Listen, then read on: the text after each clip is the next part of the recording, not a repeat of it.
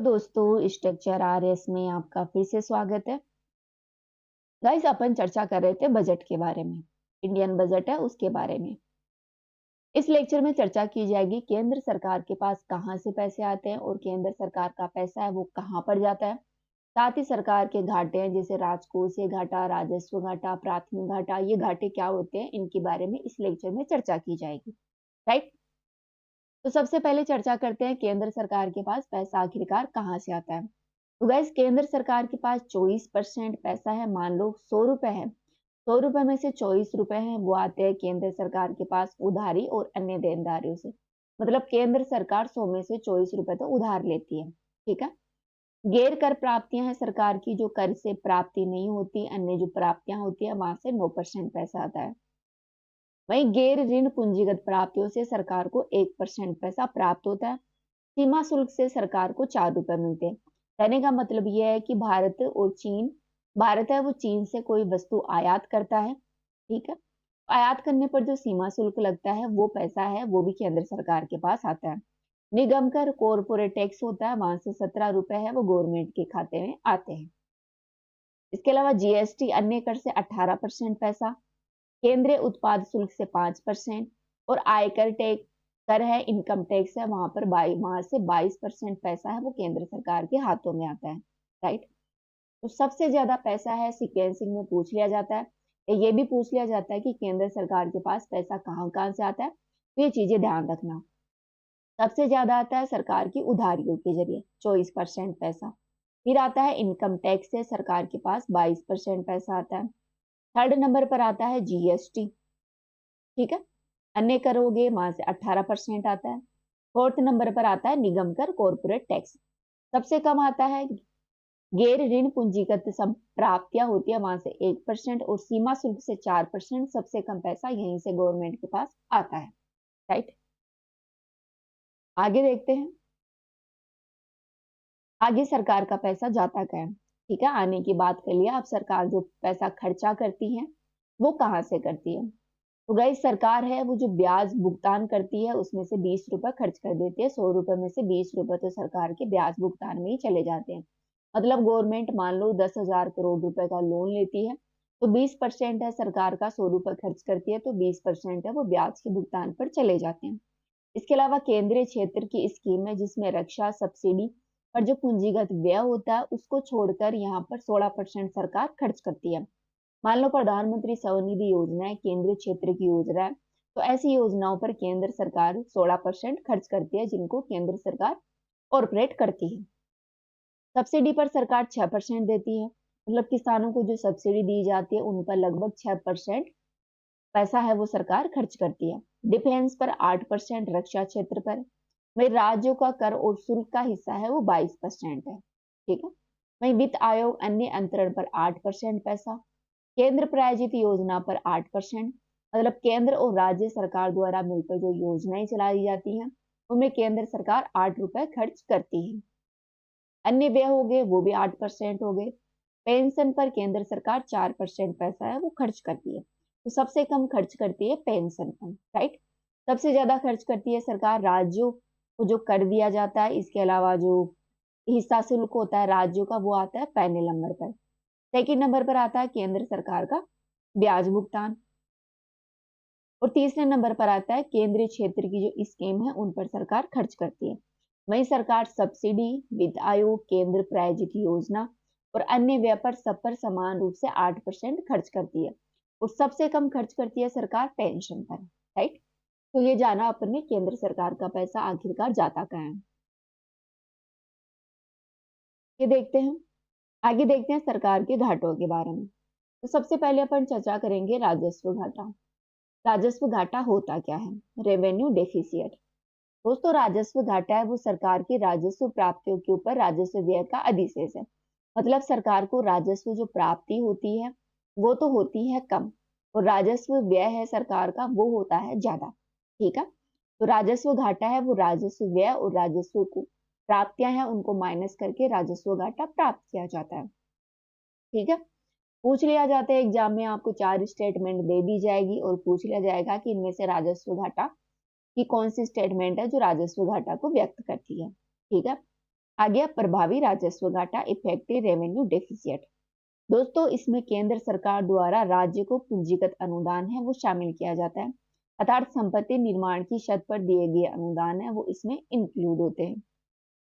राजकोषीय घाटा, राजकोषीय घाटे में क्या होता है? राजकोषीय घाटा है वो सरकार के व्यय, ऋण ग्रहण को छोड़कर कुल प्राप्तियों का अंतर है। मतलब सरकार कितना खर्च करती है और ऋण सरकार कितना है, उसको छोड़कर जो भी सरकार की प्राप्तियां होती हैं उसके अंतर को राजकोषीय घाटा कहते हैं।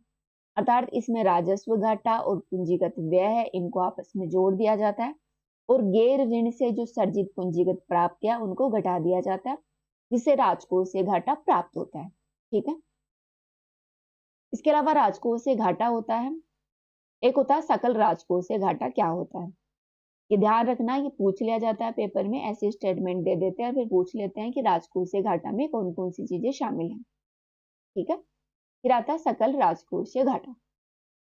दोस्तों इसमें कुल व्यय होता है, सकल राजकोषीय घाटे में क्या होता है? कुल व्यय होता है, जिसमें राजस्व प्राप्तियों में से गैर ऋण से सर्जित जो पूंजीगत प्राप्तियां होती है उनको आपस में जोड़ दिया जाता है। ठीक है, इसके अलावा राजकोषीय घाटा को अन्य एग्जाम्पल, अन्य परिभाषा देखें तो इसमें निवेश घरेलू ऋण ग्रहण है इसमें जोड़ दिया जाता है, रिजर्व बैंक से जो ऋण ग्रहण किया जाता है उसे, साथ ही विदेशों से जो भी ऋण लिया जाता है वो भी राजकोषीय घाटे में आता है।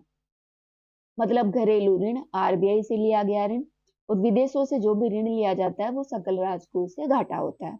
राइट, इसके अलावा सरकार का जो कुल व्यय होता है राजस्व प्राप्तियों का और गैर ऋण से जो सर्जित प्राप्तियां हैं उन पर जो व्यय होता है वो भी सकल राजकोषीय घाटा होता है। दोस्तों यहाँ पर कुछ शब्द दिए गए हैं, गैर ऋण से सर्जित पूंजीगत प्राप्तियां, ये ऐसी प्राप्तियां होती हैं जो ऋण ग्रहण के अंतर्गत नहीं आती हैं, इसलिए इन्हें ऋण में वर्गीय नहीं होती है। उदाहरण के लिए ऋणों की वसूली सार्वजनिक उपक्रमों की बिक्री से प्राप्त होती है, प्राप्त राशि होती है। इसके अलावा निवल घरेलू ऋण क्या होता है? इसके अंतर्गत ऋण उपकरणों, उदाहरण के लिए विविध लघु बचत योजनाओं के माध्यम से सीधे जनता से प्राप्त ऋण और वैधानिक तरलता अनुपात एसएलआर के माध्यम से अप्रत्यक्ष रूप से व्यावसायिक बैंकों से जो ऋण लिया जाता है वो इसमें इंक्लूड होता है। ठीक है, एसएलआर के थ्रू जो ऋण लिया जाता है वो इसमें शामिल होता है। दोस्तों राजकोषीय घाटे में राजस्व घाटे का एक बड़ा अंश यह दर्शाता है कि उधार का एक बड़ा हिस्सा है वो उपभोग व्यय के लिए उपयोग किया जाता है, न कि निवेश के लिए। ठीक है, मतलब इन्वेस्टमेंट में खर्चा नहीं किया जाता, इसका उपभोग व्यय में ही खर्चा कर दिया जाता है। फिर आता है प्राथमिक घाटा। ध्यान रखना प्राथमिक घाटा क्या होता है? प्राथमिक घाटा में राजकोषीय घाटे में से ब्याज अदायगी को घटाने पर प्राप्त होता है। ठीक है, जो अपना फिजिकल डेफिशिएट होता है उसमें जो ब्याज अदायगी है उसको घटा दिया जाता है और राजकोषीय प्राथमिक घाटा है वो प्राप्त होता है। यह राजकोषीय असंतुलन पर प्रकाश डालता है। वही सकल प्राथमिक घाटा होता है वो सकल राजकोषीय घाटा होता है, उसमें से निवल ब्याज अदायगी है वो घटा दी जाती है। ठीक है, कहने का मतलब होता है जो प्राइमरी डेफिशिएट होता है इसमें राजकोषीय घाटे को माइनस में कर दिया जाता है ब्याज से। ठीक है, तो ये अपन ने चर्चा की सरकार के घाटों के बारे में। अब कुछ अन्य फैक्ट देख लेते हैं जो कि बजट से जुड़े हुए हैं, जो अपने प्री के हिसाब से बहुत ही ज्यादा इंपॉर्टेंट है। सबसे पहला है कि आखिर बजट का निर्माण कौन करता है? दोस्तों बजट का निर्माण है वो वित्त मंत्रालय का जो आर्थिक मामलात विभाग है उसके द्वारा किया जाता है। ठीक है, पूछ लिया जाए कि बजट कौन बनाता है तो वित्त मंत्रालय के अंदर आने वाला एक डिपार्टमेंट है, इकोनॉमिक डिपार्टमेंट, उसके द्वारा किया जाता है। बजट शब्द है वो फ्रेंच भाषा के लैटिन शब्द से बना है जिसका अर्थ होता है, जिसे बुगला शब्द से लिया गया है जिसका मतलब होता है चमड़े का थैला। दोस्तों 7 अप्रैल 1860 को पहला देश है जिसने बजट जारी किया था, वो है ब्रिटिश सरकार के वित्त मंत्री जेम्स विल्सन। ठीक है, अर्थात अपने भारत का पहला बजट है वो कब जारी किया गया था? वो 7 अप्रैल 1860 को जारी किया गया था। ब्रिटिश सरकार के वित्त मंत्री थे उस समय जेम्स विल्सन। जेम्स विल्सन ने भारत का पहला बजट जारी किया था। गाइस 1924 से लेकर 1999 तक बजट है वो फरवरी के अंतिम कार्यवाही दिन के शाम 5 बजे होती थी।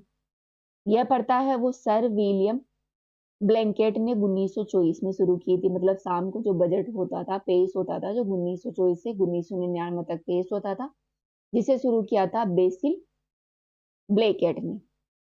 इसके पीछे का कारण यह था कि रात भर जाकर वित्तीय लेखा जोखा तैयार करने वाले जो अधिकारी थे, उनको आराम देना था। दोस्तों, 2000 में पहली बार यशवंत सिन्हा ने जो बजट है वो सुबह 11 बजे पेश करना शुरू किया। तो 2000 से जो बजट है वो सुबह 11 बजे से पेश हो रहा है। स्वतंत्रता के बाद पहला बजट पेश करने वाले पहले वित्त मंत्री कौन थे? आर के षणमुख चेट्टी। इन्होंने 26 नवंबर 1947 को बजट पेश किया। ठीक है, तो स्वतंत्रता के बाद पूछ लिया जाए कि कौन से वित्त मंत्री थे जिन्होंने देश का पहला बजट पेश किया। उनका नाम है आर के षणमुख चेट्टी। दोस्तों, आर के षणमुख चेट्टी ने 1948 से 1949 के बजट में पहली बार अंतरिम शब्द का प्रयोग किया। तब से लघु अवधि के लिए बजट के लिए इसी शब्द का प्रयोग किया जाता है। ठीक है दोस्तों, भारतीय गणतंत्र की स्थापना के बाद पहला बजट है वो 28 फरवरी 1950 को जॉन मथाई ने पेश किया था। ठीक है, इस बजट में योजना आयोग की स्थापना की बात की गई थी। सी डी देशमुख वित्त मंत्री होने के साथ साथ रिजर्व बैंक के पहले भारतीय गवर्नर थे। उन्होंने 1951-52 में अंतरिम बजट पेश किया था।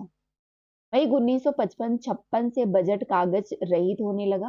मतलब कागज पर जो बजट है वो जारी किया जाता था। भारत में सबसे अधिक बार बजट पेश करने वाले मंत्री है मोरारजी देसाई। मोरारजी देसाई ने लगभग 10 बार है वो बजट पेश किया।